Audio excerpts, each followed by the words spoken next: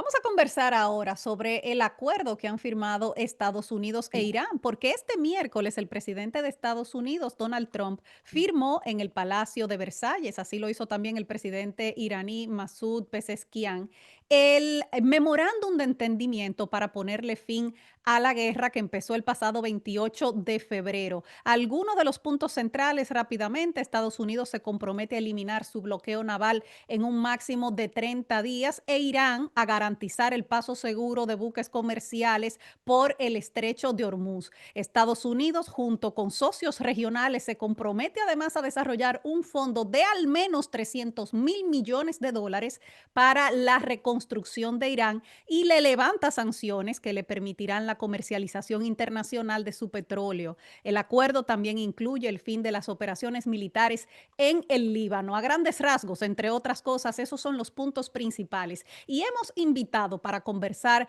sobre este memorándum de entendimiento, sobre este acuerdo, al analista internacional Oscar Guedes. ¿Qué tal, Oscar? ¿Cómo estás? ¿Qué tal, Diana? ¿Qué tal, Don Uchi? Muy bueno, muchos saludos para ustedes. Gracias por invitarme. Un abrazo para ti. Vamos a comenzar con esto. Donald Trump tomó la iniciativa de hacerle la guerra a Irán. Finalmente se firmó la paz. ¿Qué ganó Estados Unidos con eso? ¿Y qué ganó personalmente Donald Trump? Bueno, esa es la pregunta que todo Occidente le hace al presidente Trump. De hecho, estuvo en rueda de prensa en el marco del G7 y la pregunta cada vez que se la hacían su respuesta era cada vez más evasiva o cada vez más indignado por la pregunta. Y es que el resultado de la guerra no ha sido absolutamente en nada favorable para ninguna de las partes, porque se sabe que en las guerras nadie gana, excepto los que venden las armas. Pero Irán ganó todas las cosas que estaba solicitando, que estaba demandando, que estaba exigiéndole a Estados Unidos. Y el tono de los negociadores y de los líderes políticos iraníes siempre fue de exigencia. Y ahora vemos por qué exigían, es que se sentían seguros de que iban a obtener todas las concesiones que Estados Unidos se compromete a darle a través de este memorando de entendimiento. Que ojo, un memorando de entendimiento no es un acuerdo de paz, ni mucho menos un tratado. Es el marco general para el desarrollo de esos acuerdos y tratados que pongan en concreto, en claro y sobre tierra esas exigencias o esos acuerdos o esos preacuerdos que se han firmado en ese memorándum de entendimiento. Todo lo que exigía Irán, Estados Unidos se lo ha concedido. Levantamiento de sanciones, devolución de dinero iraní bloqueado por Estados Unidos, unos 24.000 millones de dólares, financiar la reconstrucción de Irán tras la guerra, es decir, tú destruiste mi país, tú lo pagas. Eso es Ujú. lo que le está diciendo, ese es el mensaje que está detrás de ese punto del memorando de entendimiento. El estrecho de Hormuz lo dejo como estaba antes, pero ya Exacto. demostré que tengo la capacidad de volver a bloquearlo y de controlarlo cada vez que yo lo necesite, cada vez que lo desee o cada vez que tú infrinjas mis reglas o lo que hayamos acordado. Y Estados Unidos lo único que gana es salir de un problema que nunca debió haber iniciado. Bueno, dice Donald Trump que lo que gana principalmente es que ellos se comprometen a que no van a desarrollar armas nucleares, pero ya Irán estaba comprometido a eso antes de que empezara la guerra. Desde 2003 creo, existe una fatua, un Ujú. decreto prácticamente del líder supremo de Irán, en ese momento Ali Khamenei, quien fue asesinado, recordemos, el primer Ujú. día de los bombardeos de Estados Unidos, en el que prohibía el desarrollo de armas de tipo nuclear, porque basado en los principios religiosos y culturales históricos de Irán, lo justifica así la fatua, pues eso es contrario a toda la creencia y a toda la esencia del sistema de conocimiento y del sistema de pensamiento de Irán. Así que Irán ya se había comprometido a lo interno y a lo externo a través del Tratado de No Proliferación Nuclear a nunca desarrollar un arma nuclear. Entonces, Trump lo que Ujú. logró fue que Irán reiterara un compromiso, como tú dices, que ya había Ujú. hecho. Bueno, y Así abrir el que estrecho de Hormuz, pero que estaba abierto también antes de la guerra. O sea, no es que, Sí. que Irán entra ahora en una posición distinta a la que estaba antes de la guerra. Queda igual o mejor, porque con el levantamiento de las sanciones ahora puede comercializar más abiertamente su petróleo.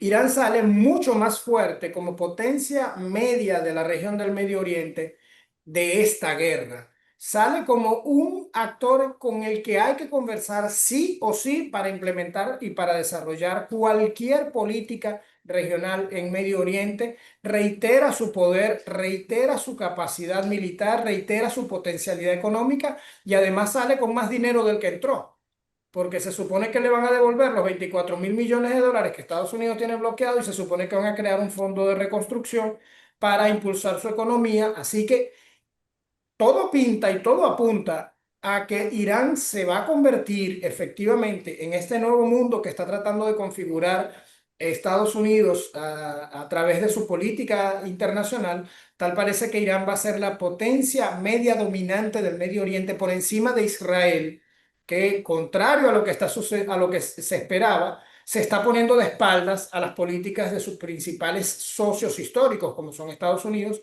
y la Unión Europea, y perder el respaldo de Occidente prácticamente para Israel puede terminar siendo muy costoso a la larga. Mira, y a propósito de Israel, ¿sale fortalecido o debilitado por este acuerdo?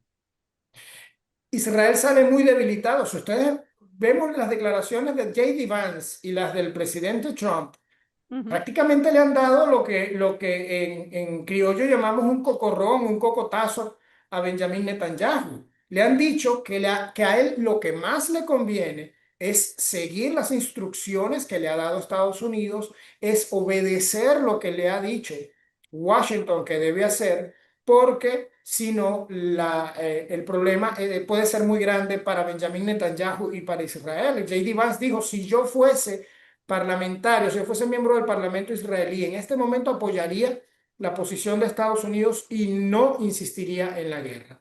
Bueno, Pero, espérate, pero lo dijo más, porque somos el único aliado que les queda. El y dijo, único.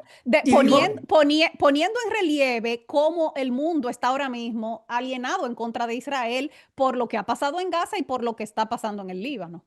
incluso dijo, nadie los quiere.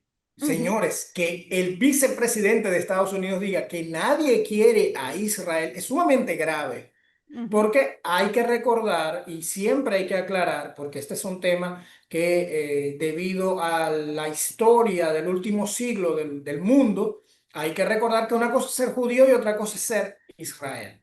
ujú, Los judíos son ciudadanos como cualquier otro ciudadano del mundo y merecen el mismo respeto que merece cualquier dominicano, chino, africano, argentino o portugués. Pero el Estado de Israel, debido a esas políticas que tú bien mencionas, Diana, sobre la cruenta ofensiva, despiadada y violatoria de todo el orden jurídico internacional sobre Gaza y sobre el Líbano, se ha ganado un altísimo grado de rechazo en todo el mundo, incluso dentro de los Estados Unidos. Por primera ujú. vez, los estudios apuntan que es más la gente que está en contra del Estado de Israel que la que los apoya. El presidente hasta Eh, le dijo a Netanyahu esta semana que se le fue la mano en el Líbano prácticamente y dio ejemplos concretos de bombardeos en edificios residenciales y todo. O sea, Trump está expresando públicamente frustración con Netanyahu. y Ujú, entonces, una metida de pata mundial, porque todos, incluidos nosotros, estamos sufriendo las consecuencias económicas de esa metida de pata histórica, ¿verdad? Pero todos lo estamos sufriendo.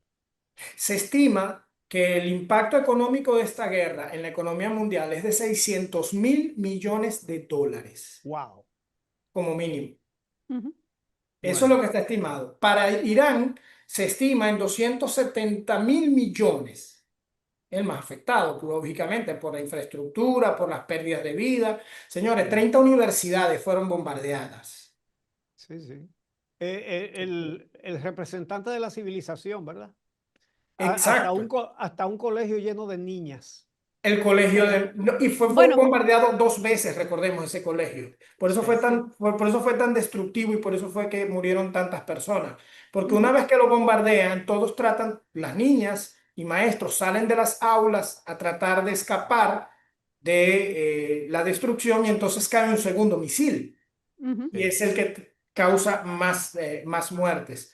Pero también murieron estudiantes en universidades y profesores.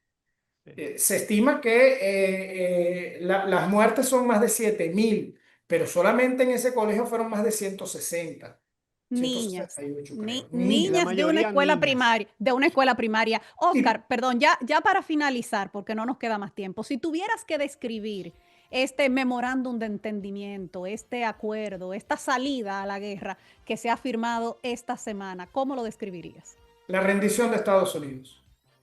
Con muchísimas gracias, Oscar. Un placer para Gracias. mí. Bueno, con esto despedimos la entrega de hoy de esta misma semana. Los esperamos nuevamente el próximo sábado a las 7 de la noche en Telesistema 11 y en el canal de YouTube de Uchilora. Hasta entonces. Hasta entonces. A dúo.